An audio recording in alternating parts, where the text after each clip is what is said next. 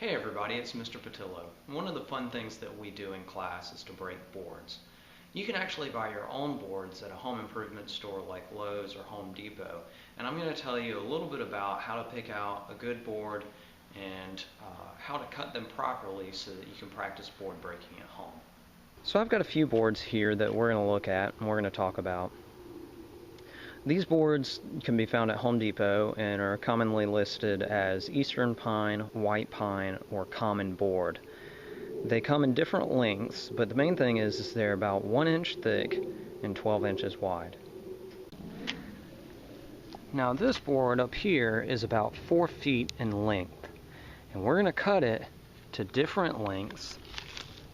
For example, like 5-inch length, like this one's been cut. And we're actually going to cut it this way against the grain. If you cut it this way, then you're going to have a board that's going to be just about impossible to break. Okay, so for practicing board breaking, we want to cut against the grain this way, all along the board. And you can actually cut different sizes depending on your own size or the size of your child, whoever's doing the board breaking. So for example, for a 5 or a 6-year-old, I would suggest either a 2-inch board or a 3-inch board. For someone who's 7, 8, or 9 years old, you could go with a 3-inch board, a 4-inch board, or if you're 10 years old, maybe you could do a 4 or a 5-inch board. And if you're older than 10, then maybe you can go either from 5 inches to 6 inches, even up to 7 inches.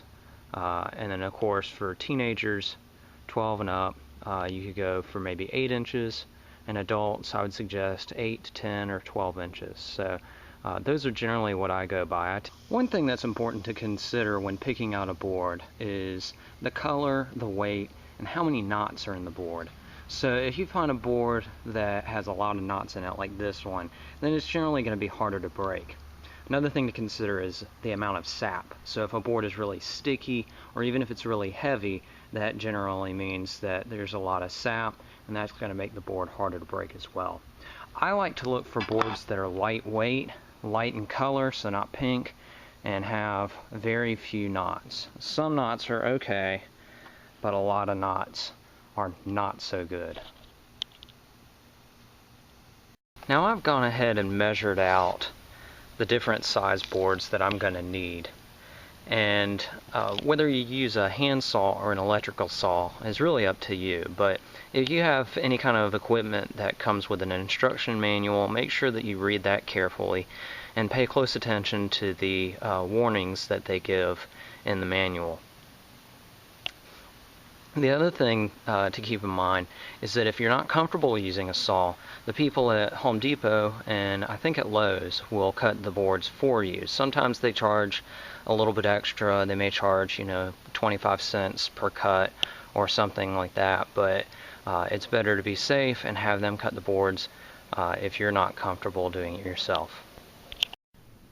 That's it. We've got our boards cut and they're ready to break.